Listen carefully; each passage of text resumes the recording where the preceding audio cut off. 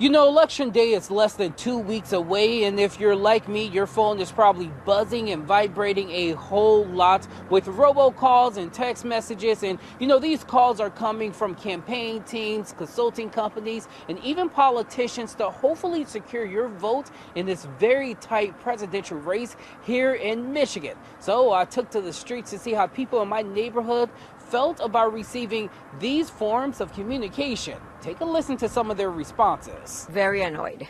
It seems like none of us could dodge the robocalls and text messages this election season. What type of texts and calls have you been getting?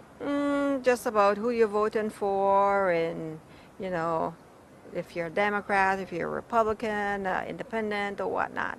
And some are a little more extreme. Check out this text message I got from Jackie last night around 9 o'clock, a former Trump supporter who said she will not be supporting the former president this time around. Oh, and the message also came along with a selfie. Literally, I had to sit on my Obama phone and delete like hundreds of messages like, hey, my name is this, I'm with the voting campaign or something like that. So what's the root of these seemingly unwanted forms of communication? We're a bipartisan political consultancy. Adrian Hammond is the CEO of Grassroots Midwest. He says this election season alone, his company has sent out more than 1 million phone calls and text messages to voters. And getting your phone numbers to complete this task is pretty easy. It all starts with the qualified voter file that every registered voter has on record. It's a matter of public information, whether or not you voted in prior elections, that sort of thing. So we got a good idea of what your voting behavior is like.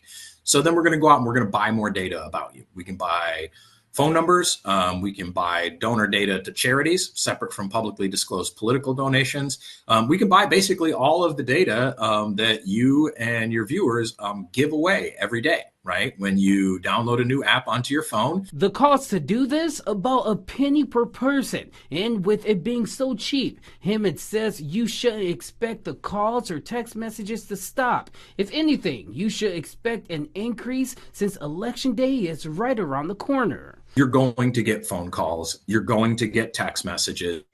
All of those opt-out options, all of that, that's just for stuff that's being done in an automated fashion. A campaign volunteer who sends you a text message or calls you, there's literally nothing that can be done to stop that. That is protected First Amendment activity. I'd love them to stop just altogether.